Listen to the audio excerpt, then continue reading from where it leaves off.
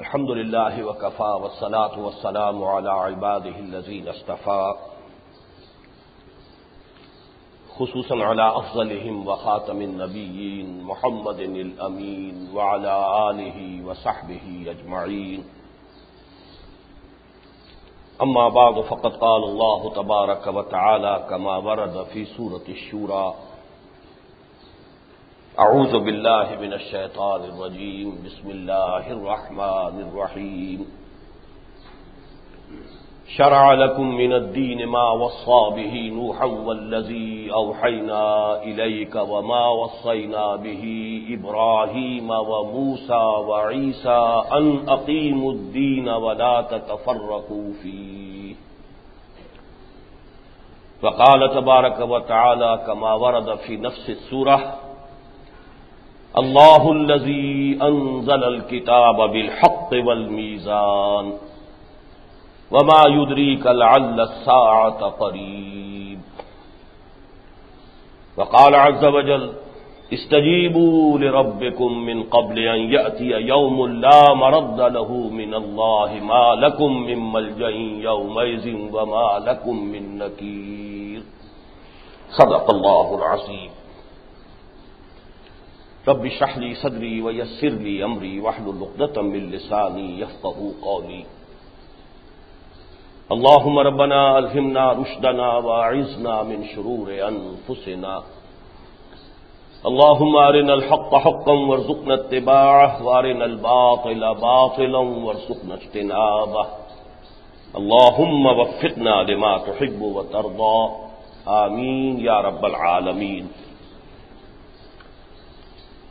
گزشتہ جمعے میں نے شیعہ سنی مفاہمت کی اہمیت اور ضرورت اور اس کے لیے ایک مثبت اور ٹھوس بنیاد اس موضوع پر گفتگو کی تھی۔ آج کے لیے اگرچہ میرا اپنا پروگرام یہ تھا کہ ملکی سیاست کے بارے میں ذرا وسیع تناظر میں گفتگو کروں، لیکن مجھے ضرورت محسوس ہوئی ہے کہ ابھی اسی موضوع کے بعض پہلو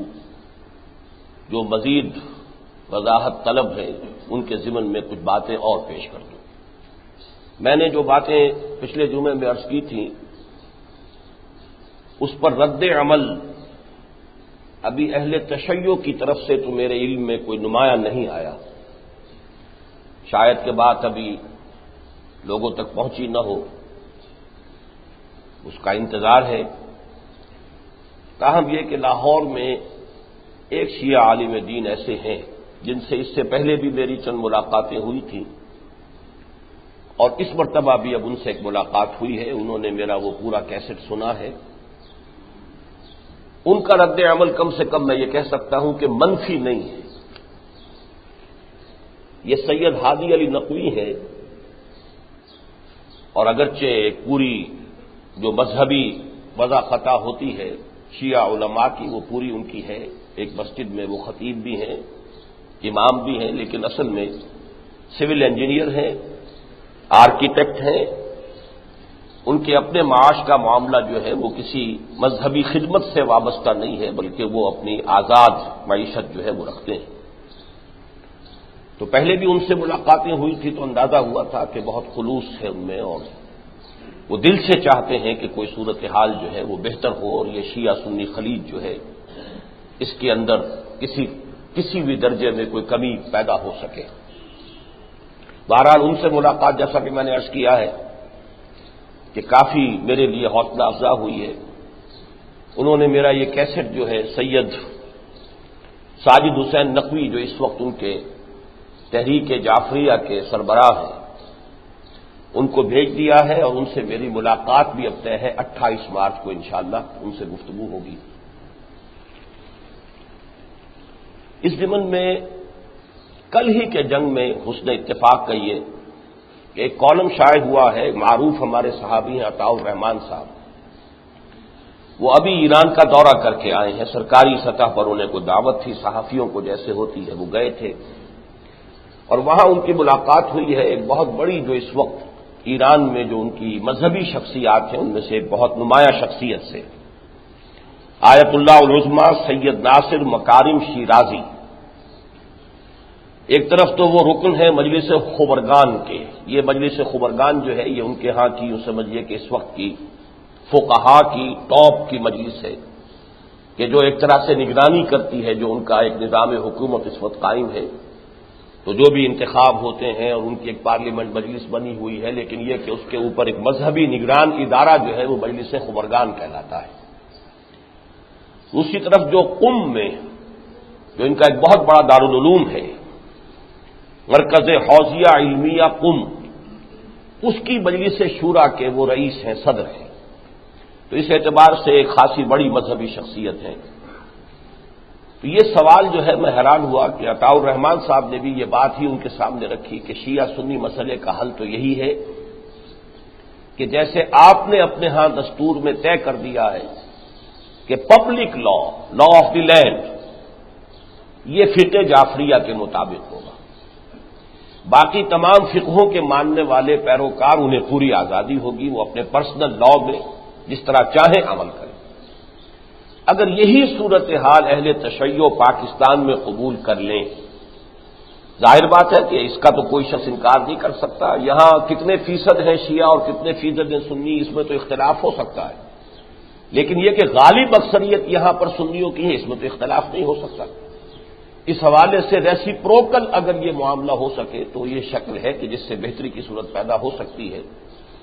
تو اگرچہ جو جواب انہوں نے نقل کیے ہیں ان میں تو کوئی واضح بات ان کی طرف سے نہیں آ سکی، انہوں نے یہ ضرور کہا کہ ہمارا تو سینہ پہلے ہی سے کشادہ ہے اور ہمارے ہاں تمام دارالعلوموں میں جو یہ چار جو سنی مذاہب فقہ ہیں ان کی بھی باضابطہ تعلیم دی جاتی ہے، اور ان کے ساتھ ایک کمپیریٹو اسٹڈی جو ہے فقہ جعفریہ کا ان کے ساتھ ایک تقابلی مطالعہ یہ بھی ہمارے کورسز میں شامل ہے۔ بہرحال لیکن یہ کہ کوئی واضح جواب ملا نہیں ہے۔ اصل میں یہ میں بھی سمجھتا ہوں کہ جب تک کہ حالات کی سنگینی کا پورا اندازہ نہیں ہوگا، اسی لیے میں نے اپنی پچھلی گفتگو میں ان تمام حوالوں سے کہ جو بین الاقوامی سطح پر، ملکی سطح پر جو بھی حالات ہیں، اگر اس کی شدت کا اور سنگینی کا اندازہ کسی کو نہ ہو تو یہ جو خلیج ہے شیعہ سنی یہ بہرحال چھوٹی نہیں ہے، کوئی ایسی نہیں ہے کہ جس کو آسانی کے ساتھ جو ہے وہ ختم کیا جا سکے، اور یہ گولی جو ہے اہل تشیع کے لیے پاکستان میں خاصی کڑوی گولی ہے اگر وہ اسے نگل سکیں۔ لیکن میں یہ سمجھتا ہوں کہ اگر حالات کا صحیح اندازہ ہو جائے، عالمی سطح پر حالات کدھر جا رہے ہیں، بین الاقوامی حالات کے تقاضے کیا ہیں، ہمارے اپنے ملکی حالات کے تقاضے کیا ہیں، پاکستان کے استحکام اور صالحیت کا تقاضا کیا ہے، سالمیت کا، تو پھر یہ ہے کہ ایک چیز جو ہے وہ گویا کہ ڈکٹیٹ آف دی ٹائم کے اعتبار سے کہ کمپیلنگ حالات ہیں کہ جو پھر مجبور کرتے ہیں کہ قریب لائیں۔ میں اس کی کچھ مثالیں بھی آج آپ کو دوں گا۔ تو میں نے کافی تلاش کیا وہ جو کل اس کی جنگ میں جو قسط شائع ہوئی ہے، لیکن اس میں کوئی واضح جواب مجھے نہیں ملا۔ اب یہی ہے کہ اللہ تعالیٰ سے دعا کی جائے۔ میں اپنی جگہ پر اپنی پوری جو بھی کوشش ہے ضمن میں کرنا چاہتا ہوں کہ اس معاملے میں اگر مصالحت ہو جائے، اس لیے کہ اس کے بغیر اب آج ہی آپ کے علم میں ہوگا کہ کچھ مذہبی جماعتوں کی ایک کانفرنس اسلام آباد میں ہو رہی ہے، مولانا سمیع الحق صاحب نے بلائی ہے، اور مختلف مکاتب جو ہیں دینی مذہبی وہ سب جمع ہوں گے، لیکن یہ کہ عام طور پر اس قسم کی کانفرنسوں میں وہ بھائی چارے کی نصیحت اور بہت اچھی باتیں کر کے اور کانفرنس ختم ہو جاتی ہے، جب تک کہ اصل جو جڑ کا مسئلہ ہے وہ طے نہ ہو تو یہ واعظ اور نصیحت اور اخوت اور مفاہمت اور اس کی گفتگو اور اس کے لیے چاہے کتنی چکنی چپڑی باتیں کر لی جائیں اس کا حاصل کچھ نہیں۔ جیسے کہ میں نے پچھلی مرتبہ کے جو اخبار میں اشتہار آیا تھا اس میں آپ نے الفاظ نوٹ کیے ہوں گے کہ یہ جو شیعہ سنی مسئلہ ہے اور اس کا یعنی نہ تو یہ حکومت کی پکڑ دھکڑ سے حل ہو سکتا ہے نہ واض و نصیحت سے حل ہو سکتا ہے، اس کے لیے تو کوئی مثبت اور واضح اور ٹھوس بنیاد فراہم کی جائے مفاہمت کی، تبھی یہ بات ہو سکتی ہے۔ بہرحال اللہ کرے کہ یہ صورتحال جو ہے کوئی بہتری کی طرف آ سکے۔ البتہ جہاں تک بعض سنی حلقوں کا تعلق ہے، کوئی اہم رائے تو میرے سامنے ابھی نہیں آئی ہے رد عمل کے طور پر۔ بعض خطوط میں کچھ حضرات نے ناراضگی کا اظہار کیا ہے، بعض ہمارے خود تنظیم کے رفقا کی طرف سے بھی بعض اشکالات پیش ہوئے ہیں، تو ان میں سے ایک دو باتوں کا میں چاہتا ہوں کہ تھوڑا سا تذکرہ کر کے اس کے سلسلے میں ضروری وضاحت آپ کے گوش گزار کر دوں۔ ایک بات تو بہت اہم ہے اور یقیناً وہ قابل غور ہے ہمارے لیے، اور وہ یہ ہے کہ زکوٰۃ کا معاملہ کیا ہوگا۔ چونکہ میں نے جو بات آپ سے پیش کے سامنے رکھی تھی اور وہ در حقیقت 20 اگست 1980 کو جو میں نے بلکہ 18 اگست 1980 کو جو بات ضیاء الحق صاحب سے کہی تھی، جبکہ انہوں نے اہل تشیع سے یہ کمٹ کر لیا تھا کہ زکوٰۃ آرڈیننس سے تمہیں مستثنا کر دیا جائے گا، یہ بات ہو چکی تھی۔ اہل تشیع نے تقریباً 50,000 کی تعداد اخبارات میں آئی تھی، گھیراؤ کیا تھا اتنی تعداد میں جا کر سیکریٹریٹ کا اسلام آباد میں، اور ان کا موقف یہی تھا کہ ہم زکوٰۃ اس حکومت کو ادا کرنے کے لیے تیار نہیں۔ انہوں نے گھیراؤ کیا۔ اب ظاہر بات ہے حکومت کے سامنے دو ہی راستے تھے، یا تو یہ کہ تشدد کرتی، لاٹھی چارج اور جو بھی مختلف ذرائع ہیں ایک کے بعد دوسرے، پھر یہ کہ وہ آنسو گیس اور پھر گولی،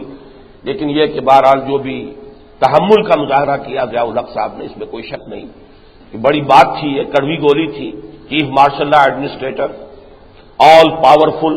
جیسا کہ ایک مرتبہ انہوں نے کہا بھی تھا کہ میں تو مقتدر مطلق ہوں، معاذ اللہ بھی کہہ دیا تھا ساتھ ہی، اس لیے کہ مقتدر مطلق تو صرف اللہ کی شان ہے،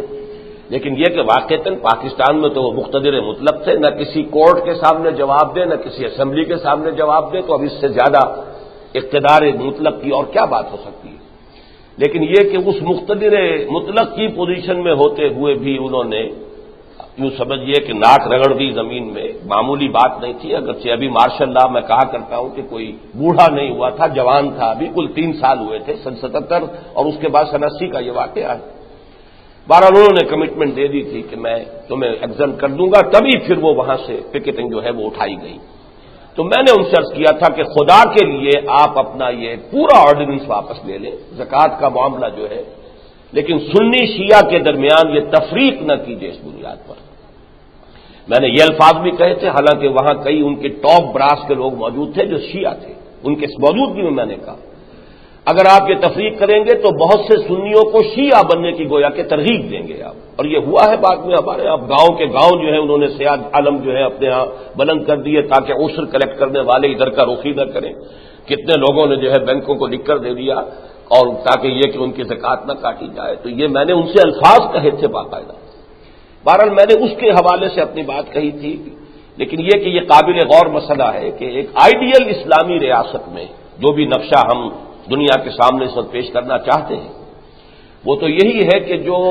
سوشل سیکیورٹی کا معاملہ ہے، جو ہر شہری کی بنیادی ذمہ داریاں، بنیادی جو کفالت ہے اس کی ذمہ داری کو پورا کرنے کے لیے ظاہر بات ہے کہ ویلفیئر کا جو نظام اسلامی ریاست میں ہوگا اس کی سب سے بڑی سورس زکوٰۃ ہے، اور یہ زکوٰۃ یقیناً ایک طرف وہ عبادت ہے، ارکان اسلام میں شامل ہے، تو دوسری طرف یقیناً وہ اسلام کے معاشی نظام کا ایک اہم پلر ہے، ایک اہم ستون ہے۔ اس اعتبار سے وہ ریاستی سطح ہی کی چیز ہے۔ لیکن اس وقت میں یہ عرض کروں گا کہ اصل میں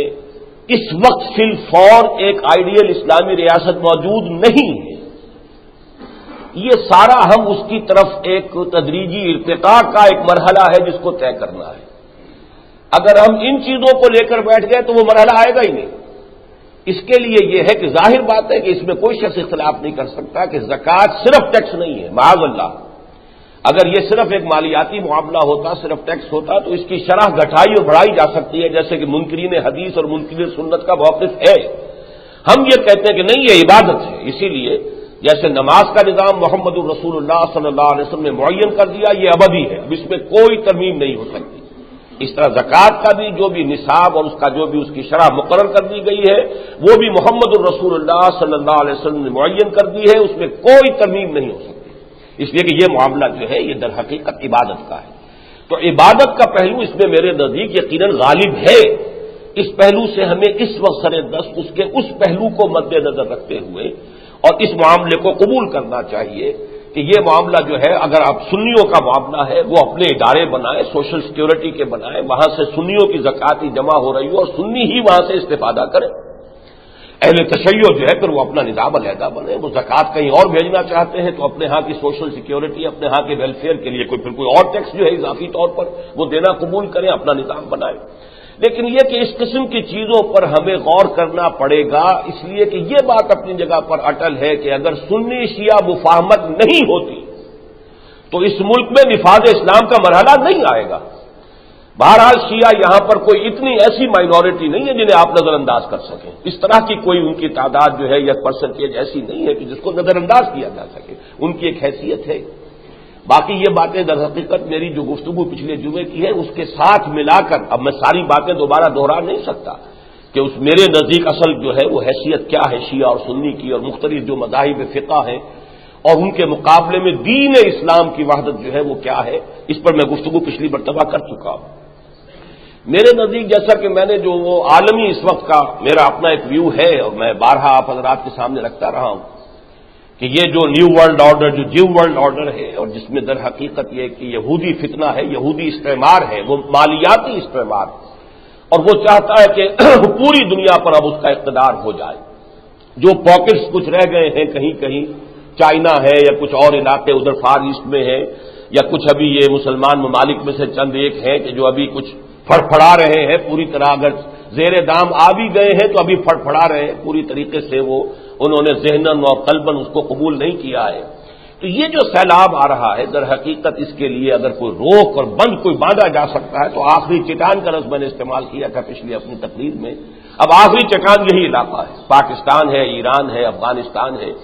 اور ایران اور پاکستان کی گود میں افغانستان ہے۔ افغانستان میں جتنا خون دیا ہے مسلمانوں نے، اور اس میں یقیناً خالص اسلامی جذبے کے ساتھ دیا جانے والا خون بھی بہت بڑی مقدار میں، دوسرے جذبات بھی تھے، صرف جہاد حریت بھی تھا، اور بھی طرح کی چیزیں تھیں کہ خالص اسلام کے لیے نہ معلوم کہاں کہاں سے لوگ آئے ہیں، انہوں نے اپنی جانیں دی ہیں، ان کے کوئی دنیاوی مفادات نہیں تھے۔ سعودی عرب کا نوجوان اگر آیا ہے اپنے ہاں کی جو بھی ان کے ہاں آپ کو معلوم ہے ہر طرح کی فراوانی ہے، کسی شے کی کمی نہیں ہے، وہ اگر آ کر اس نے اپنی جان یہاں دی ہے تو کس لیے دی ہے؟ ظاہر بات ہے صرف اسلام کے لیے دی ہے۔ تو یہاں سے خیر برآمد ہوگا، چونکہ منہج انقلاب نبوی سے اس میں ایک انحراف تھا، ایک امام کے پیچھے یہ جہاد نہیں ہوا، لہذا اس کی سزا مل رہی ہے۔ لیکن یہ کہ سزا جو ہے جرم کے بقدر مل جانے کے بعد میں سمجھتا ہوں کہ یہاں سے خیر برآمد ہوگا اور یہ جو ہے خطہ اسلام کی نشت ثانیہ کا گہوارہ بنے گا۔ پھر علمی اعتبار سے اور خاص طور پر رجوع القرآن کے اعتبار سے جو کام ہوا ہے بر عظیم پاک و ہند میں، جس کا خلاصہ اب ہم پاکستان میں لے کر بیٹھے ہوئے ہیں، یہ علمی تجدید جو دین کی ہوئی ہے وہ تو بر عظیم پاک و ہند میں ہوئی ہے۔ جو دوسرا 1000 سال شروع ہوا ہے امت کی تاریخ کا تو الف ثانی حضرت مجدد الف ثانی تو وہ ہندوستان، اور پھر شاہ ولی اللہ دہلوی تو وہ ہندوستان، شہیدین کی تحریک تو وہ یہی صنم خانہ ہند، علامہ اقبال جیسا مفکر تو وہ اسی صنم خانہ ہند میں، مولانا مودودی جیسا مصنف تو وہ اسی بر عظیم میں، مولانا الیاس کی تحریک عظیم اٹھی تو وہ بھی یہی ایک چھوٹی سی مسجد سے۔ کہ یہ معلوم ہوتا ہے کہ کچھ قدرت کے جو اپنے پلانز ہیں ان کے اندر اس خطے کی کوئی اہمیت ہے۔ تو علمی اعتبار سے جو کام یہاں ہوا اور جانے دینے کا جتنا بڑے پیمانے پر کام افغانستان میں ہوا ہے تو یہ ایک بہت بڑا اثاثہ ہے، اور یہیں سے انشاءاللہ تعالی وہ خیر برآمد ہوگا۔ اور اس کے لیے ایران بھی بہرحال انہوں نے ہم سے ایک معاملے میں پیش قدمی کی ہے، سبقت کی ہے، ماننا چاہیے۔ یاران تیزگام نے محمل کو جا لیا، انہوں نے اپنی فقہ کے مطابق اپنے علماء کی ایک حکومت قائم کر دی، ان کی فقہ کی وہاں بالا دستی ہے، انہوں نے بادشاہت کی لعنت کو ختم کیا ہے، ہزاروں کی تعداد میں جانیں دی ہے، تب جا کر ہوا ہے، ایسے گھر بیٹھے تو نہیں ہو گیا، آرام سے تو نہیں ہو گیا، محض دعائیں مانگنے سے تو نہیں ہوا ہے، جد و جہد کی ہے، ہمیں تسلیم کرنا چاہیے۔ لیکن یہ کہ اب اس خطے کو ایک وحدت بن کر اور مقابلہ کرنا ہوگا، مقابلہ کسی چھوٹی موٹی طاقت کا نہیں ہے، مقابلہ اس وقت کی دی سول سپریم پاور آن ارتھ، یعنی یہ کہ میں کسی اور سینس میں وہ لفظ استعمال کر رہا ہوں کہ ہمارے ہاں دور ملوکیت میں سلطان کو کہا جاتا تھا السلطان ذل اللہ فی الارض، تو وہ سلطان جو ہے وہ اصل میں لفظ سلطان کے دو معنی ہے، میں اس وقت اس بحث میں نہیں جا سکتا، لیکن اس وقت تو یہ ہے کہ دنیا میں ذل اللہ فی الارض جو ہے وہ تو امریکہ بہادر بن چکا ہے کہ یا تو وہ آسمان کی حکومت ہے وہ اللہ کی، اور اس روئے ارضی کے اوپر تو سب سے بڑی سول سپریم پاور جو ہے وہ امریکہ ہے، اور امریکہ کے سر پر سوار یہودی ہے۔ اس اعتبار سے وہ قوت معمولی نہیں ہے، اس کا مقابلہ کرنے کے لیے بہت بڑی طاقت کی ضرورت ہے، وہ بہت بڑی طاقت انشاءاللہ یہاں ہمارے پاس ایٹمک نو ہاؤ ہے، ٹیکنالوجی ہے، اس میں ہم ترقی کر گئے ہیں، دینی فکر کے اعتبار سے اللہ نے ہمیں امامت عطا کی ہے، علامہ اقبال کو پوری دنیا میں تسلیم کیا جاتا ہے کہ فکر اسلامی کی جس بلند سطح پر اللہ نے انہیں پہنچایا ہے، کوئی آس پاس بھی اس کی مثال جو ہے اس صدی کے اندر کوئی جو ہے کوئی دوسری شخصیت اس کے قریب بھی نہیں آتی۔ اس حوالے سے یہ علمی اور فکری مواد، اور یہاں افغانستان کا یہ معاملہ، ایران نے یہ ہے کہ بہرحال ایک پیش قدمی کی ہے، انہوں نے ملوکیت کا خاتمہ کر کے اپنی کم سے کم یہ کہ فقہ کے مطابق، اپنے نظریات کے مطابق ایک مذہبی نظام قائم کیا ہے۔ ان کو قریب آنا بہت ضروری ہے، اور اس میں ریسیپروکل درجے میں یہ نقطہ میں چاہتا ہوں کہ مزید آپ سمجھ لیں، جو حیثیت ایران میں سنیوں کو دی گئی وہی حیثیت پاکستان میں شیعہ قبول کر لیں۔ اس کا ایک نتیجہ نکل سکتا ہے کہ تدریجی ارتقاء ہو سکتا ہے۔ اگر شیعہ وہاں ایران کے اندر سنیوں کو مزید مراعات دے دیں،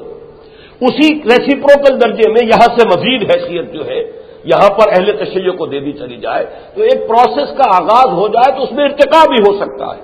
اس میں پھر قریب آنے کا جو ہے امکان پیدا ہو جائے گا۔ اور کوئی عجب نہیں ہے کہ اس کے بعد جا کر وہ نظام اللہ کرے کہ آ جائے کہ زکوٰۃ کے نظام کے اوپر کم سے کم شیعہ سنی جو ہے متحد ہو جائے، کہ وہ ملکی سطح پر انہیں بھی اطمینان ہو جائے کہ یہ زکوٰۃ کا استعمال صحیح طریقے پر ہوگا، ہمارے تصورات کے مطابق ہوگا۔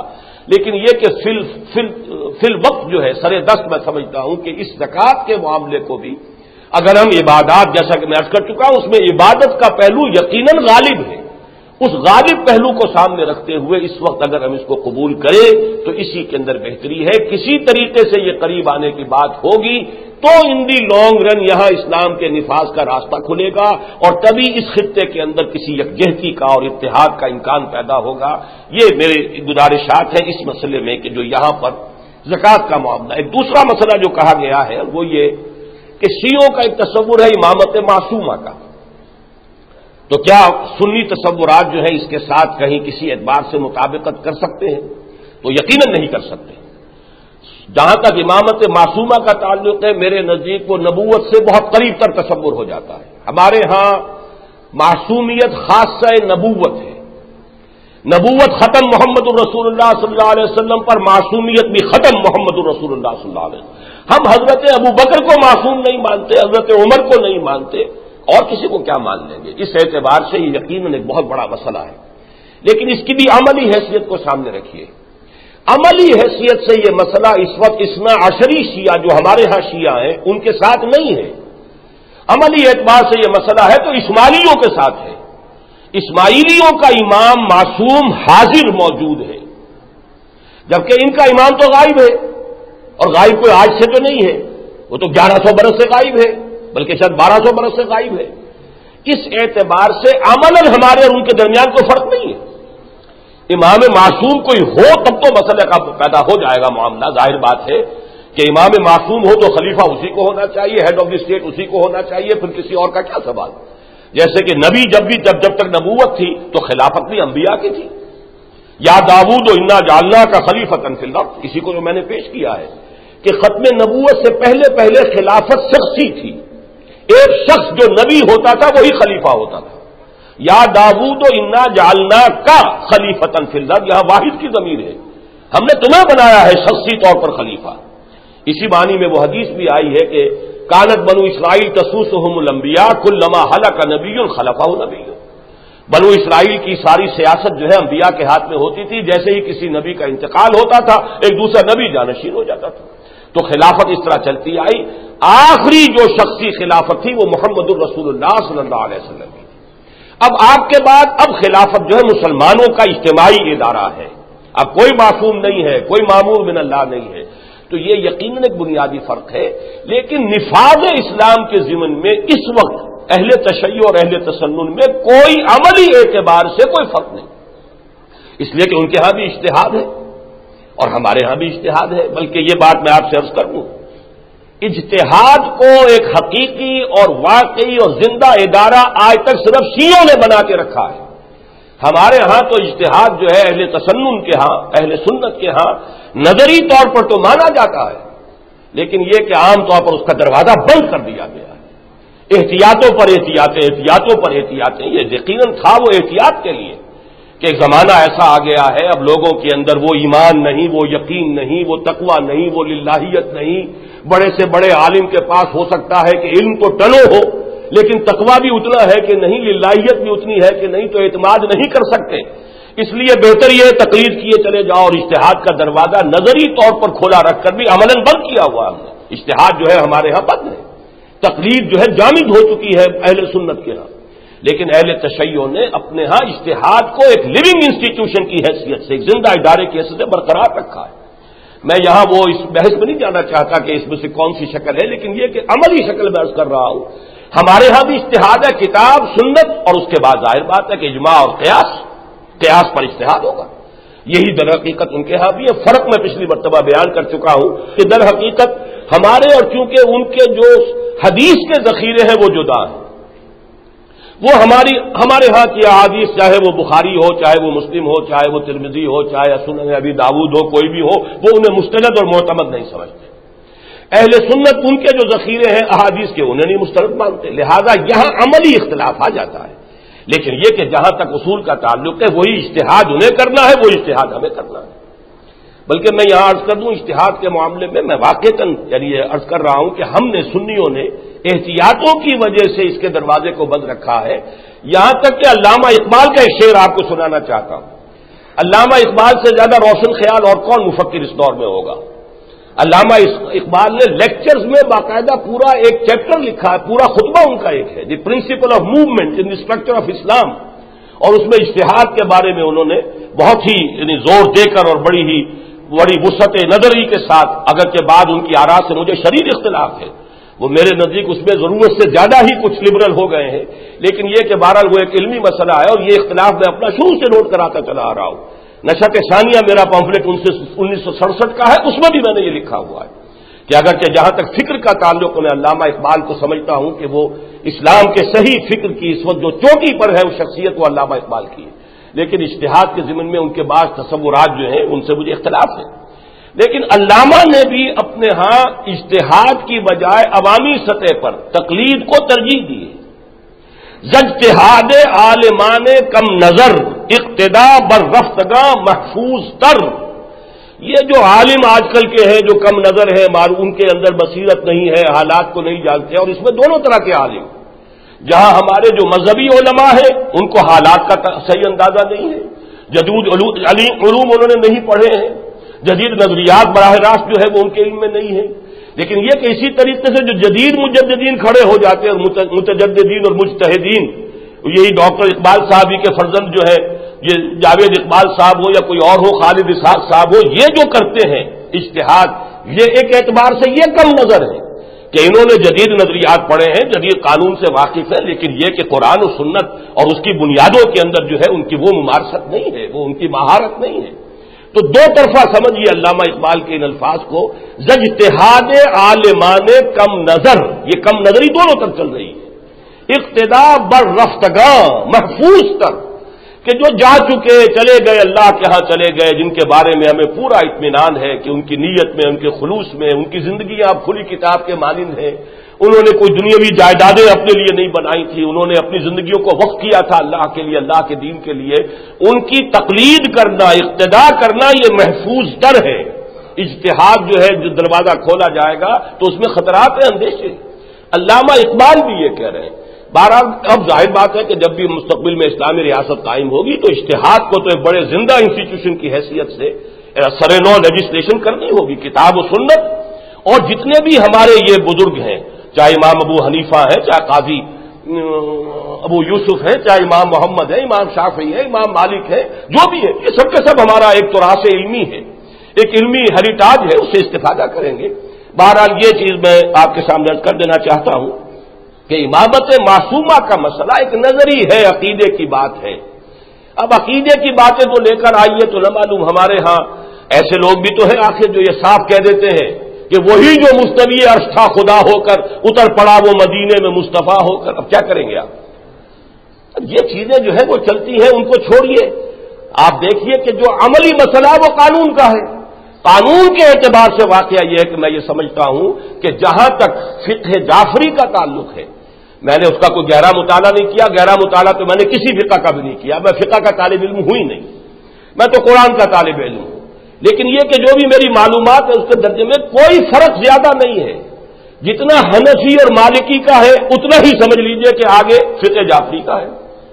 جتنا فرق حنفیوں اور اہل حدیثوں میں ہے کچھ اتنا ہی فرق اور آگے سمجھ لیجئے کہ اہل حدیثوں میں اور جعفریوں میں ہے۔ فقہ جعفری میں ایک دو مسئلے تو ہے، متع کا مسئلہ ہے اور کوئی مسئلے ایسے تو ہیں، لیکن یہ کہ عام طور پر تو کوئی لمبا چوڑا فرق نہیں۔ اگر وہ ہاتھ کھول کر نماز پڑھتے ہیں تو ہمارے مالکی جو ہے وہ بھی ہاتھ کھول کر نماز پڑھتے ہیں. ان کے ہاں رفع یدین بہت ہے، تو ہمارے ہاں جو ہے ظاہر بات ہے کہ سوائے مالکیوں کے اور سوائے حنفیوں کے باقی سب کے سب رفع یدین کرتے ہیں. تو اس میں کوئی لمبا چوڑا فرق نہیں ہے.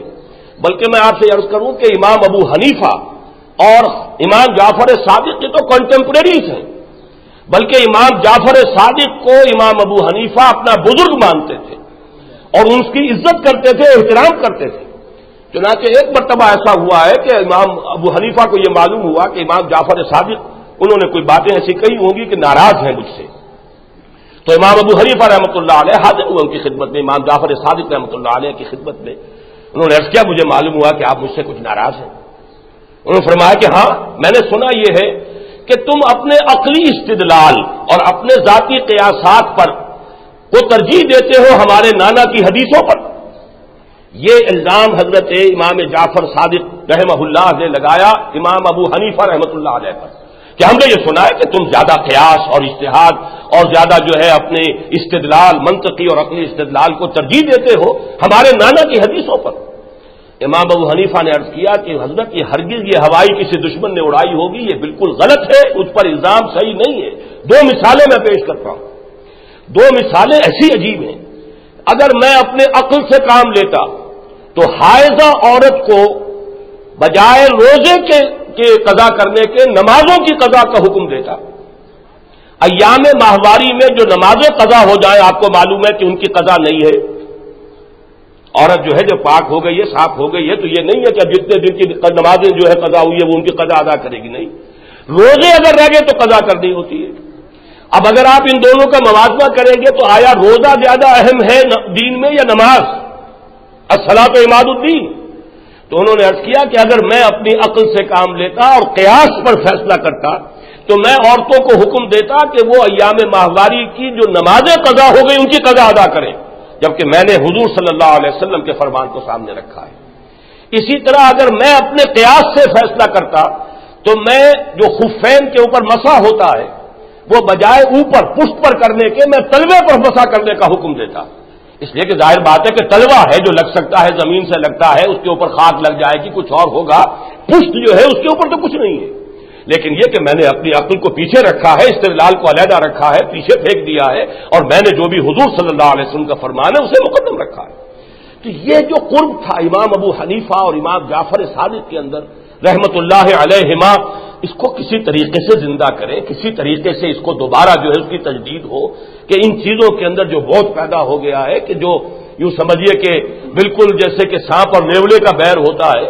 اور آگ اور پانی کا بیر ہوتا ہے اس طرح کی بات ہے. اور جیسا کہ ملکی حالات کے اندر اس کی اہمیت ہے، اس کو ڈھال بنا لیا ہے دہشت گردوں نے اور تخریب کاروں نے. تو یہ ہے اصل وہ چیز کہ جس کے پیچھے نظر ہمیں اس میں کچھ نظر ثانی کرنی چاہیے اور ان معاملات کے اوپر ذرا وسعت قلب کے ساتھ اور وسعت نظر کے ساتھ غور کرنا چاہیے. اس ضمن میں آج ایک نقطے کا اضافہ کرنا چاہ رہا ہوں اور وہ یہ ہے کہ اگر ہم صرف کسی اختلاف کو کم کرنے، اس کا واز، اس کی نصیحت، یہ نہ کرو، شدت نہیں ہونی چاہیے، یہ کریں گے تو یہ کبھی مسئلہ حل نہیں ہوگا. مسئلہ ہمیشہ حل ہوتا ہے اختلاف کا کسی بلند تر مقصد کو سامنے رکھ کر. کوئی اعلیٰ تر نسب العین ہے تو آپ اپنے اختلافات کو پیچھے رکھ کر جمع ہو جائیں گے. اگر کوئی بلند تر نسب العین نہیں ہے تو ظاہر بات ہے کہ پھر اختلافات میگنیفائی ہو جائیں گے، پھر ان کے اوپر توجہ ہو جائے گی اور ان کی توجہ ان کے اوپر ہونے کی وجہ سے ان کی اہمیت بڑھ جائے گی. اب یہ جو نسب العین ہے در حقیقت وہ ہے جو میں نے پچھلی مرتبہ وہ 3 آیات سورہ شورى کی میں نے تلاوت کی تھی. ان اقیم الدین، دین کو قائم کرو. یہ نسب العین کی حیثیت سے سامنے آ جائے، یہ بلند تر مقصد کی حیثیت سے سامنے آ جائے تو لازماً یہ اختلافات جو ہیں یہ دے ول سنک ٹو دی باٹم، یہ نیچے چلے جائیں گے، خود بخود ان کی اہمیت کم ہو جائے گی. ان اقیم الدین، دین کو قائم کرو. یہ اقامت دین جو ہے اصل میں یہ ہے وہ نسب العین. یہ نگاہوں سے اوجل ہو جائے گا تو ہمارے سارے اختلافات جو نمایاں ہو جائیں گے. لیکن یہ کہ اگر وہ سامنے آئے گا، اور یہی معاملہ ہے جب تک ہمارے سامنے، اس کو میں دونوں اعتبارات سے پیش کرنا چاہتا ہوں. ایک قوم کا معاملہ تھا، ہندوستان میں مسلمان ایک قوم ہے، ہندو سے مقابلہ ہے، ہم ایک قوم ہیں. تو وہ سارے کے سارے قومیتیں بھی ختم ہوئی، صوبائیتیں بھی ختم ہوئی، علاقائیتیں بھی ختم ہوئی، مذہبی اختلافات بھی ختم ہو گئے. شیعہ سنی سب ایک پلیٹ فارم کے اوپر، اس لیے کہ ایک نگاہ جم گئی پاکستان. حصول پاکستان کے لیے وہ ایک مقصد تھا، اور اس کے اندر ایک اندیشہ تھا کہ ہندو جو ہے وہ ہمیں کھا جائے گا، ہمارے ساتھ بے انصافی کرے گا، ہمیں ایکسپلائٹ کرے گا، معاشی اعتبار سے بھی، سماجی اعتبار سے بھی ہمارے تشخص کو ختم کر دے گا. لہذا وہ سارے اختلافات ختم ہو گئے. اسی طریقے سے ایک اور میں مثال آپ کے سامنے لاتا ہوں. پاکستان میں بھی اس کی مثالیں آئیں. تحریک ختم نبوت میں شیعہ سنی سب کے سب برابر شریک تھے، اس لیے کہ متفق علیہ مسئلہ ختم نبوت، اس میں کوئی اختلاف کی بات نہیں. ہندوستان میں جو معجزہ ہوا ہے، لکھنؤ جو ہے شیعہ سنی اختلافات اور فسادات کا سب سے بڑا گڑھ. کوئی سال نہیں جاتا تھا جس سال کے وہاں فساد جو ہے محرم کے زمانے میں نہ ہوتے. لیکن جب وہاں وہ مسلم پرسنل لا کا مسئلہ آ گیا، وہ جو ایک کلکتہ ہائی کورٹ کا ورڈکٹ آیا تھا شاہ بانو کیس میں، اور اس میں جو ایک فیصلہ دیا گیا، اس سے یہ کہ معلوم ہوا کہ اب ہمارے جو آئلی قوانین ہیں ان کی بھی اب خیر نہیں ہے، کیونکہ ہندو تلا ہوا ہے سول کوڈ جو ہے کامن سول کوڈ، کہ ہندو اور مسلمان اگر ایک قوم ہے تو ظاہر بات ہے کہ پھر سول کوڈ بھی ایک ہونا چاہیے، شادی بیاہ کے قوانین بھی ایک ہونے چاہیے. وہاں اگر کوئی تحفظ مسلمانوں کو ابھی ہے، بچا ہوا ہے، ان کے تشخص کے لیے کوئی بچاؤ ہے، تو وہ یہی ان کے پرسنل لا ہے. ان کی چار دیواری کے اندر تو اسلام کا جو ہے وہ کم سے کم اپنا نظام رکھ سکتے ہیں. اگر یہ ختم ہو گیا تو بالکل جذب ہو جائے گا مسلمان. لہذا تمام مسلمان کھڑے ہو گئے، مسلم پرسنل لا بورڈ بنا، شیعہ سنی اہل حدیث دیوبندی بریلوی وہابی جماعت اسلامی سب شامل ہو گئے. اور پھر اس کے بعد یہ بات آئی کہ معجزہ ہو گیا کہ لکھنؤ میں پھر فساد نہیں ہوا شیعہ سنی.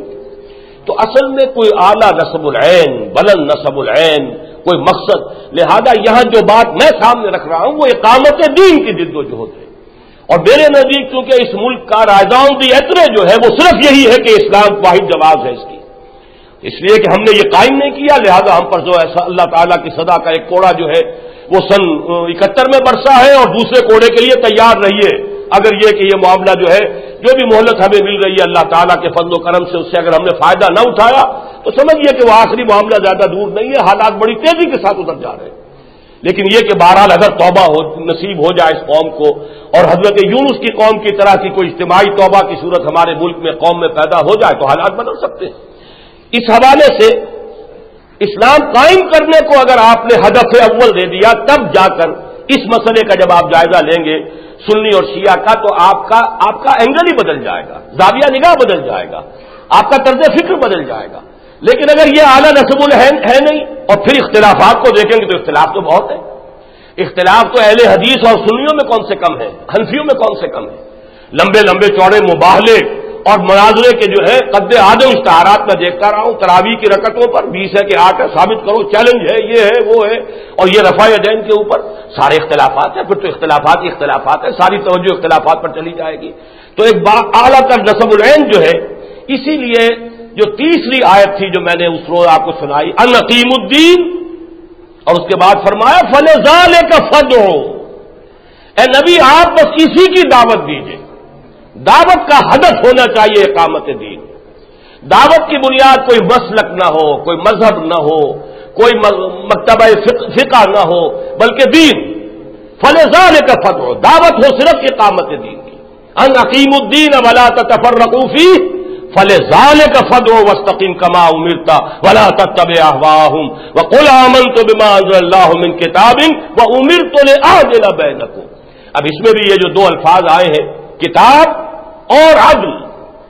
یہ قرآن مجید کی سمجھیے کہ ہمارے دین کے دو مین تھیمز ہیں. کتاب ہے منبع ہدایت، سرچشمہ ہدایت، منبع یقین، سرچشمہ یقین، ایمان اور یقین کا منبع اور سرچشمہ، ہدایت کا سرچشمہ کتاب. اور اس کے بعد جو نظام دین ہے اس کا جو مرکزی نقطہ وہ عدل و قسط. امرت لاعدل بینکم، مجھے حکم ہوا ہے تمہارے مابین عدل قائم کرو. میں کوئی واعظ بن کر نہیں آیا ہوں، محدود معنی میں مذہبیت کا علمبردار بن کر نہیں آیا ہوں، میں تو ایک نظام عدل و قسط قائم کرنا چاہتا ہوں. انقلاب کا اصل ہدف کیا ہے، دین کو قائم کرنے کی غرض و غایت کیا ہے. لہذا اس سے ایک آیت چھوڑ کر آگے پھر فرمایا اللہ الذی انزل الکتاب بالحق والمیزان، اللہ وہ ہے جس نے کتاب نازل فرمائی حق کے ساتھ اور میزان اتاری ہے. اور یہ میزان در حقیقت یہاں پر وہ ترازو مراد نہیں ہے، بلکہ میزان سے مراد وہ نظام ہے جس میں توازن ہے، حقوق اور فرائض کا توازن. شوہر کے یہ حقوق ہیں، یہ فرائض توازن ہوگا. بیوی کے یہ حقوق ہیں، یہ فرائض توازن ہوگا. جو بھی کوئی جن کے ہاتھوں میں حکومت کے باغ دور آ جائے، ان کے یہ حقوق ہیں، یہ فرائض ہیں، یہ توازن ہوگا. کوئی شخص اگر کوئی مضارب ہے، عامل ہے، وہ محنت کر رہا ہے، ایک سرمایہ دار ہے، اس کا سرمایہ ہے، سرمایہ کا کیا حق ہے اور کیا اس کی ذمہ داری اور لائبلٹی ہے، عامل کا کیا حق ہے اور کیا اس کی ذمہ داری، ہر شے کا توازن ہے. یہ توازن ہی تو ہے جس سے یہ پوری کائنات قائم ہے. اسی میزان کا ذکر ہے جو سورہ رحمان میں ہے، اس نے وضع المیزان اللہ تطغوا فی المیزان. یہ در حقیقت وہ کاسمولوجیکل کاسمک بیلنس ہے کہ جو تمام کروں کے مابین اور تمام گیلیکسیز کے مابین جو کاسمک بیلنس قائم ہے اس وقت، در حقیقت وہاں ہے. اس کے بعد آتا ہے والسماء رفعها ووضع المیزان اللہ تطغوا فی المیزان. در حقیقت یہ وہ میزان نہیں ہے تلنے والی، بلکہ در حقیقت میزان ہے کاسمک بیلنس. اور یہ میزان اللہ الذی انزل الکتاب بالحق والمیزان. اسی لیے حضور کے بارے میں فرمایا هو الذی ارسل رسولہ بالہدی ودین الحق. الہدی کتاب، دین الحق میزان ہے، وہ نظام ہے جس کے اندر کے حقوق اور فرائض کا توازن اللہ تعالیٰ نے مقرر کر دیا ہے. اللہ الذی انزل الکتاب بالحق والمیزان وما یدریک لعل الساعة قریب. تمہیں کیا معلوم شاید کہ وہ گھڑی آئی کھڑی ہو سر پر. وہ گھڑی آخرت کی بھی ہے، قیامت کی، اور وہ گھڑی عذاب کی بھی ہوتی ہے. قرآن مجید میں وہ وقت موعود جب آتا ہے تو اس کے لیے دونوں الفاظ جو اللہ کے رسول جب یہ خبر دیتے تھے کہ اگر انکار کرو گے، کفر پر اڑے رہو گے، اللہ کا عذاب آ جائے گا. اور یہ کہ ایک تو عذاب جو ہے آخرت کے اندر آنا ہی آنا ہے، دنیا کے اندر بھی جو عذاب آتا رہا ہے. قوم نوح ہلاک کر دی گئی، قوم ہود ہلاک کی گئی، قوم صالح ہلاک کی گئی، قوم لوط ہلاک کی گئی، قوم شعیب ہلاک کی گئی، آل فرعون ہلاک کیے گئے. کیوں کیے گئے؟ اس لیے کہ رسولوں کی دعوت کو رد کیا، ان کا انکار کیا. اس حوالے سے اچھی طریقے سے جان لیجئے کہ یہ میزان وہ نظام ہے، نظام عدل و قسط. امرت لأعدل بینکم، اس کے ساتھ ربط ذہن میں قائم کیجئے. اللہ الذی انزل الکتاب بالحق والمیزان وما یدریک لعل الساعة قریب. کیا پتا وہ گھڑی آئی کھڑی ہو سر پر. اس وقت کی قدر و قیمت کو سمجھو، جو مہلت مل رہی ہے اسے غنیمت جانو، کمر کس لو، ہمت کرو اور میدان عمل کے اندر کود پڑو. یہی وہ آیت ہے جو پچھلی مرتبہ بھی دوسری رکعت میں عزیزم عاقب سعید نے پڑھ لی تھی. یہی مضمون جو مکی صورت میں سورہ شورا میں آیا ہے، یہی زیادہ بھرپور انداز میں سورہ حدید میں آیا ہے، مدنی صورت میں. لقد ارسلنا رسلنا بالبینات، ہم نے اپنے رسولوں کو بھیجا واضح نشانیوں کے ساتھ. وانزلنا معهم الکتاب والمیزان، اور ہم نے ان کے ساتھ نازل کی کتاب بھی اور میزان بھی. اور کس لیے نازل کی؟ لیقوم الناس بالقسط، تاکہ لوگ عدل پر قائم ہوں. اس نظام عدل و قسط کو قائم کرنا یہ انبیاء کی بعثت کا مقصد ہے، بنیادی مقصد، شریعت کے نزول کا مقصد ہے، کتابوں کے بھیجے جانے کا مقصد ہے. سارا مقصد ان تمام کا کیا ہے؟ لقد ارسلنا رسلنا بالبینات وانزلنا معهم الکتاب والمیزان لیقوم الناس بالقسط وانزلنا الحدید، ہم نے لوہا بھی اتارا ہے. جو لوگ اس نظام عدل و قسط کی راہ میں مزاحم ہو ان کی سرکوبی کے لیے لوہا اتارا ہے.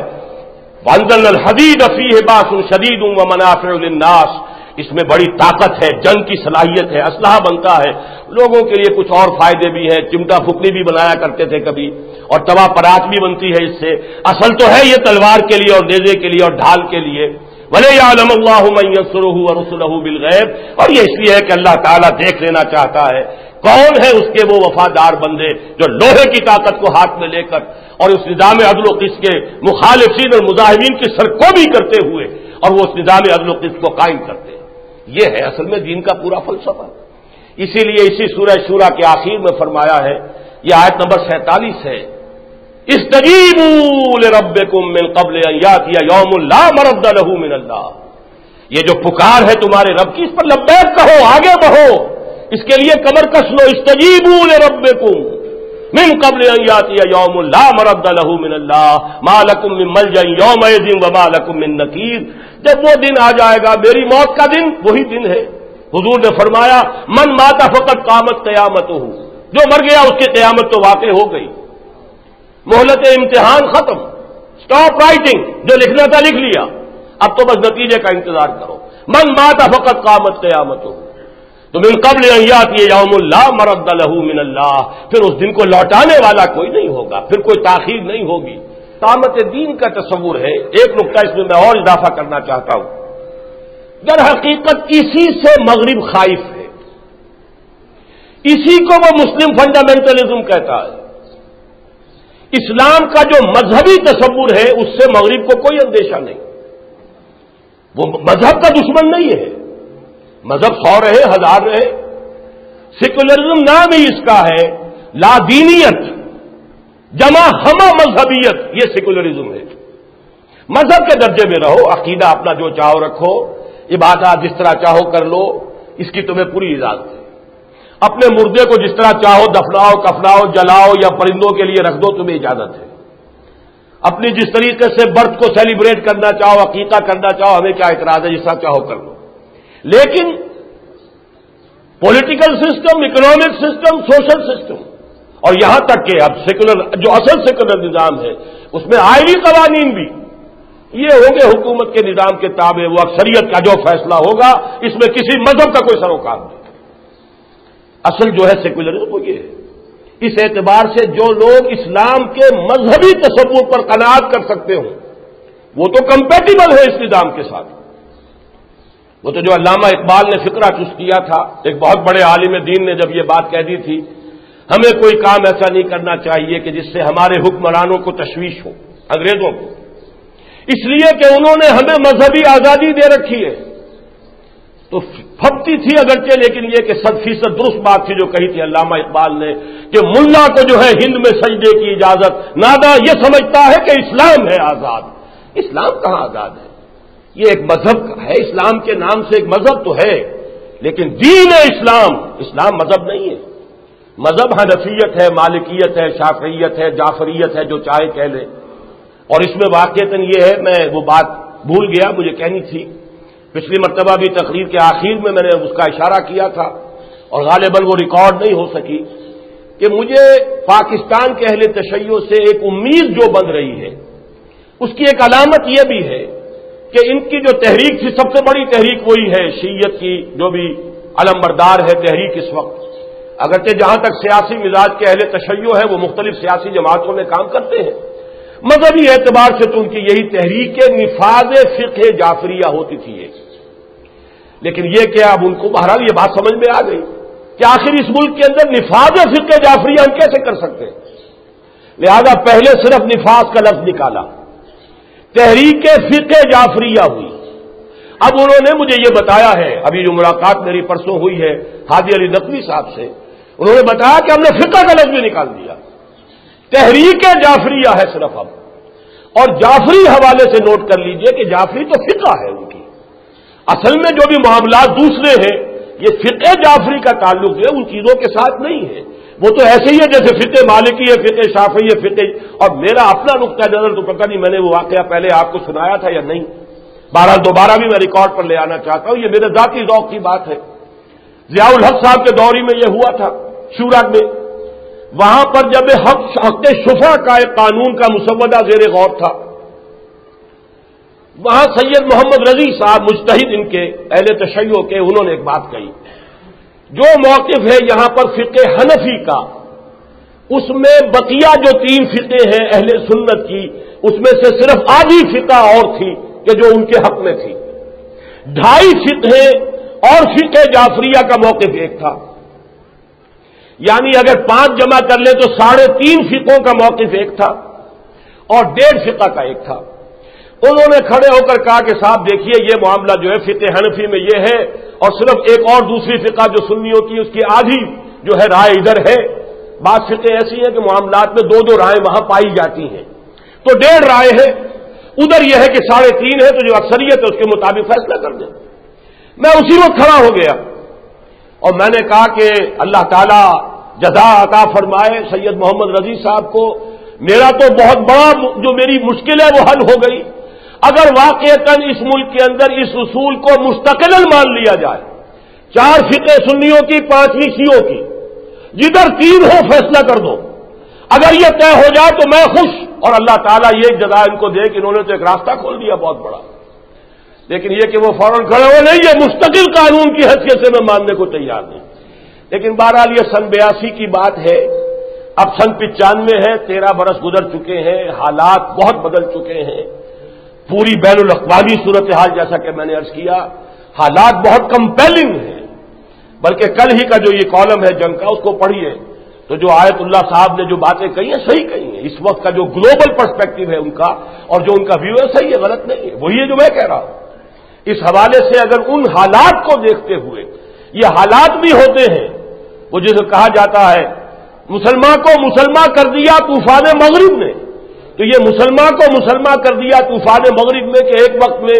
ہندو کا جو ایک امپیریلزم آ رہا تھا، شدھی کی تحریک شروع ہو گئی، فلاں شروع ہو گئی، ہندی زبان کا سیلاب شروع کر دیا گیا، مسلمان چھٹک کے کھڑا ہو گیا۔ قائد اعظم جیسا شخص جو ہندو مسلم اتحاد کا سب سے بڑا سفیر تھا، اور وہی سب سے بڑا بدل ہو گیا کہ نہیں، ہندوؤں پر اعتماد نہیں کیا جا سکتا، ان کی نیتیں ٹھیک نہیں ہیں، ان کے عزائم درست نہیں ہیں، ورنہ وہ تو سب سے بڑا سفیر، بلبل ہند، سفیر اتحاد، ہندو مسلم اتحاد کا سب سے بڑا علمبردار۔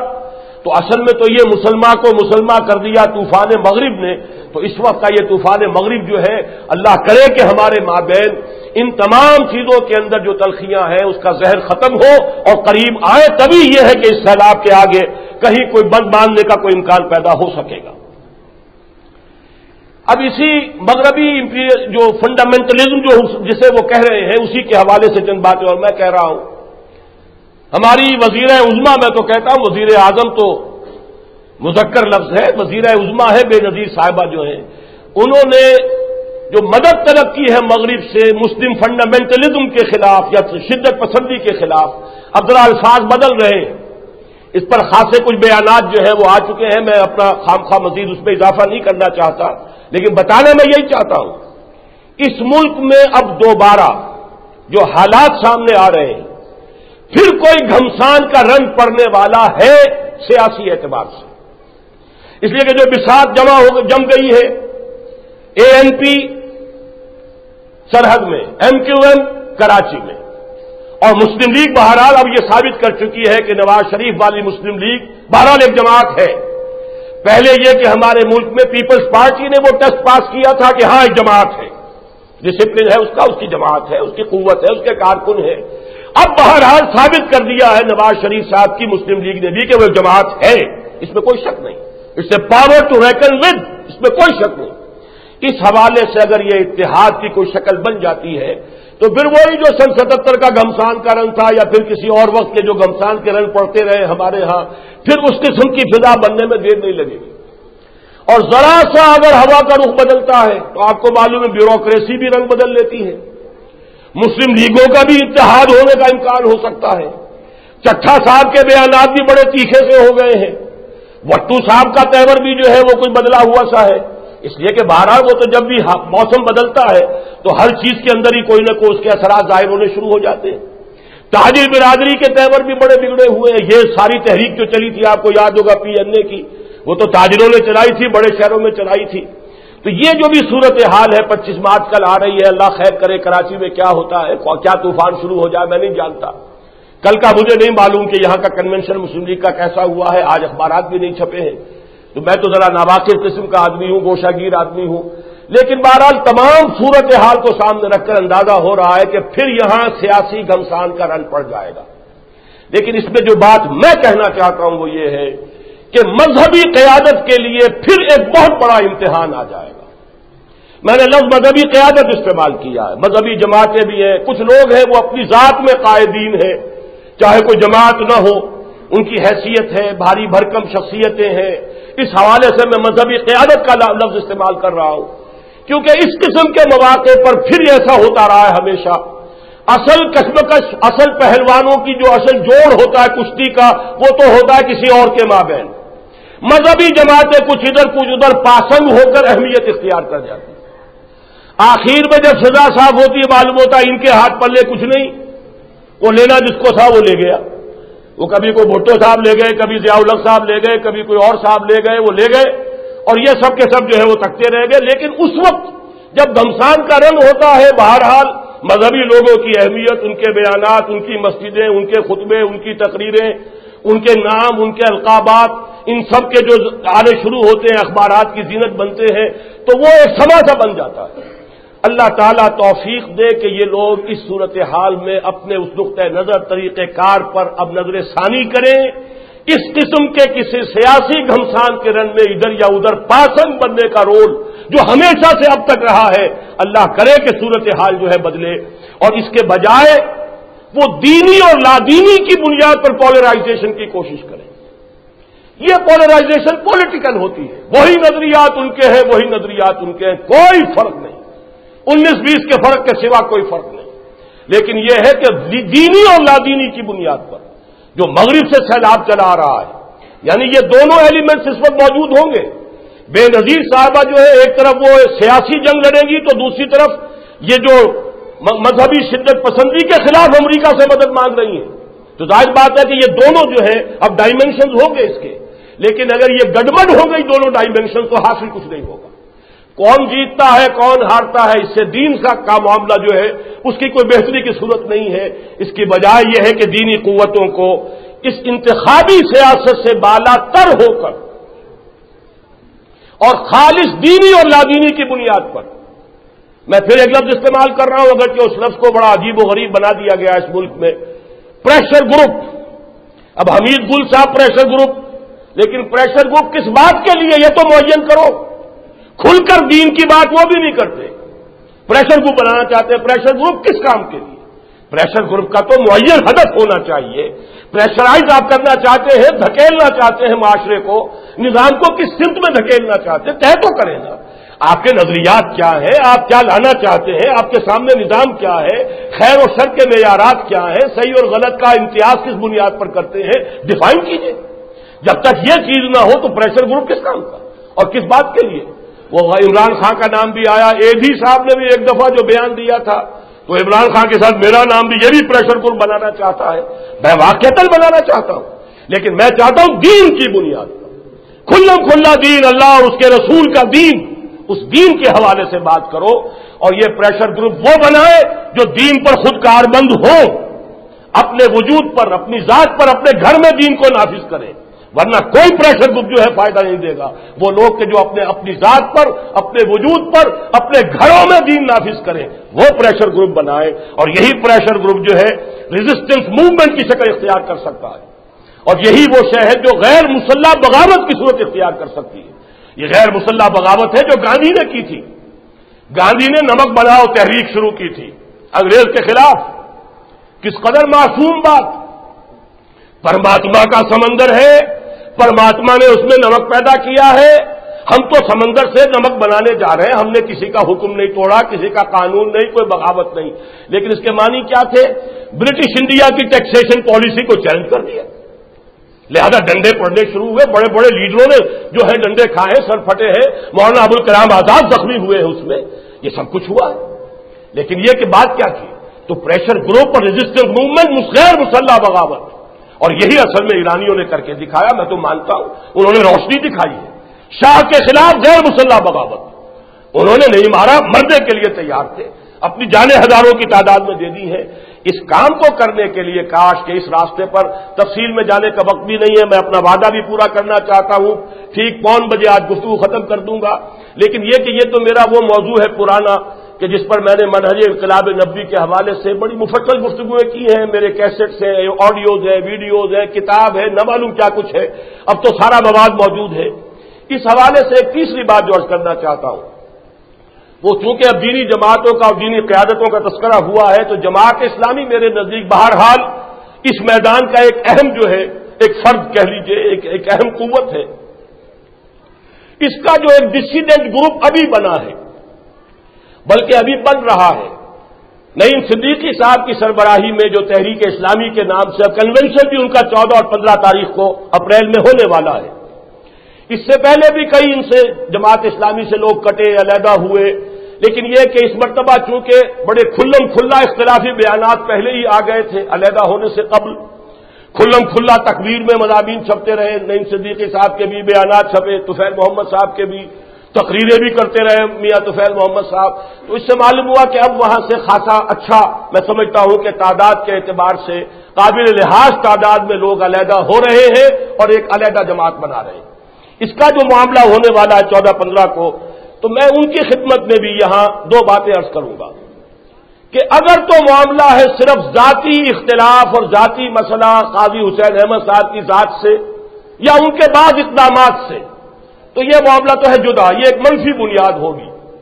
مثبت بنیاد یہ ہو سکتی ہے واحد کہ وہ معین کرے ان کے سامنے لایا عمل کیا ہے.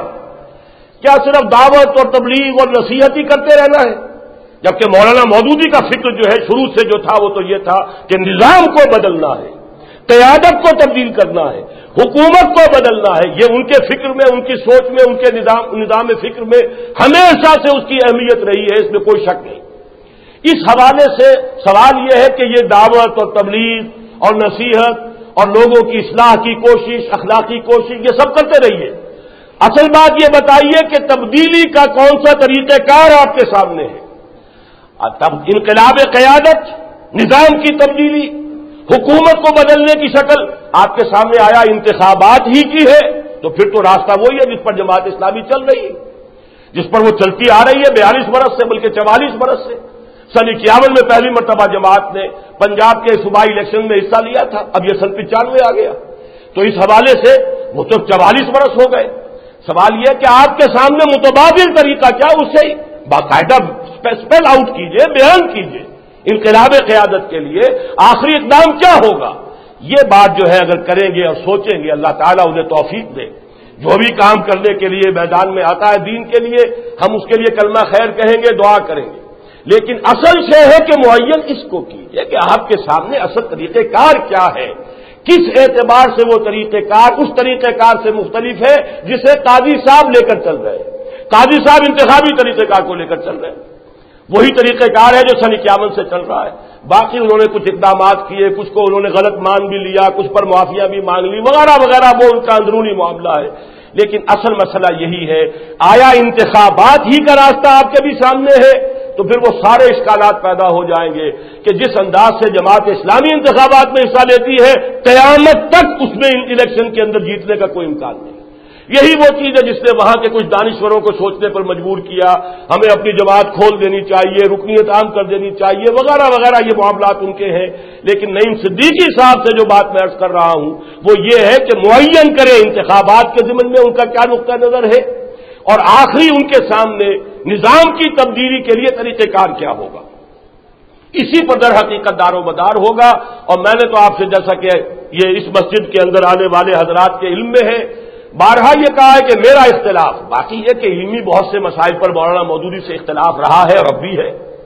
ان کی کتاب خلافت و ملوکیت کو میں بہت غلط سمجھتا ہوں، ڈنڈے کی چوٹ کہتا ہوں، آج بھی کہتا ہوں، پہلے بھی کہتا تھا. لیکن یہ کہ اور بھی بہت سے معاملات میں، زمینداری کے سلسلے میں ان کے موقف سے مجھے اختلاف ہے، جو انہوں نے کتاب لکھی مسئلہ زمین. لیکن یہ کہ بالعموم ان کا جو فکر ہے دینی اور جو بھی تحریکی فکر ان کا تھا اس سے مجھے اتفاق ہے. میرے نزدیک ان گڈ فیتھ، نیک نیتی سے غلطی ہو گئی کہ یہ راستہ انتخابات کا اختیار کر لیا گیا. انقلاب کبھی انتخاب کے ذریعے سے نہ آیا ہے نہ آ سکتا ہے، نظام کبھی نہیں بدل سکتا انتخابات کے ذریعے سے. اصولی اعتبار سے جان لیجئے انتخابات منعقد کیے جاتے ہیں نظام کو چلانے کے لیے، بدلنے کے لیے نہیں. اسی لیے اس میں جو بھی آپ کا پاور بیسز بنی ہوئی ہے معاشرے میں، جو پولیٹیکو سوشو اکنامک سسٹم ہے، اس کی وجہ سے جو پاور بیسز ہے وہی ریفلیکٹ کریں گی. وہی آئیں گے لوگ، جاگیردار ہیں جاگیردار آئیں گے، اور جاگیردار آئیں گے تو وہ جاگیرداری ختم کرنے دیں گے آپ کو، وہ شاخ کاٹنے دیں گے جس پر ان کا بسیرا کیا، ان کے محل تعمیر ہوئے ہوئے اس شاخ کے اوپر، اس پہ تو وہ کوئی آنچ آنے دیں گے نہیں کبھی. لہذا نظام نہیں بدل سکتا. اصل مسئلہ یہی ہے کہ آپ اس کے لیے متبادل طریقہ کار دیجئے، اور اگر سوچیں گے تو انشاءاللہ ان کے سامنے وہی طریقہ کار آئے گا جو ہم نے پیش کیا ہے. یہ سیرت نبوی سے ماخوذ ہے، یہ کوئی میرے ذہن کی پیداوار نہیں ہے. میں دعویٰ کرتا ہوں سارا استنباط میں نے کیا ہے سیرت النبی سے کیا ہے صلی اللہ علیہ وسلم. اس میں گفتگو کے لیے تیار ہوں. میرے استنباط میں کہیں کوئی اگر آپ کو خامی نظر آتی ہے مجھ سے بات کیجئے. اور کسی بھی دینی جماعت کے ساتھ اشتراکی عمل کے لیے کھلی پیشکش ہے کہ جو اس انقلابی طریقے پر کام کرنے کے لیے تیار ہو. میرا تعاون، میرا اتحاد، اس کی آفر ہمیشہ سے موجود ہے. کہ ایک تو اللہ تعالی کی شان کن فیکون والی ہے اور ایک اس کی شان قیوم کی ہے. الحی قیوم، وہ خود تو از خود زندہ ہے اور پائندہ ہے، ہمیشہ ہمیشہ رہنے والا، ہمیشہ سے ہمیشہ رہے گا. لیکن قیوم ہے وہ پوری کائنات کو تھامنے والا. تو جو سسٹین کرنا ہے اس کائنات کا، اس کا کیا تصور ہے؟ میری جو مہلت ہے عمر کی وہ اب ختم ہی ہونے والی ہے، زیادہ لمبی تو مجھے کوئی توقع ہے نہیں. واقعی میرا تو تصور یہ بھی تھا کہ مسنون عمر ہونی چاہیے، مسنون عمر میری پوری ہو چکی. بہرحال اللہ تعالیٰ کا فیصلہ ہے، وہ تو جتنا بھی جب تک یہاں رکھے اللہ تعالیٰ صحت کے ساتھ رکھے اور کام جو ہے کرنے کے قابل رکھے، تو بہرحال جو بھی اللہ تعالیٰ کا فیصلہ ہے اسی پر ہمیں راضی رہنا ہے. اقول قولی ھذا واستغفر اللہ لی ولکم ولسائر المسلمین والمسلمات.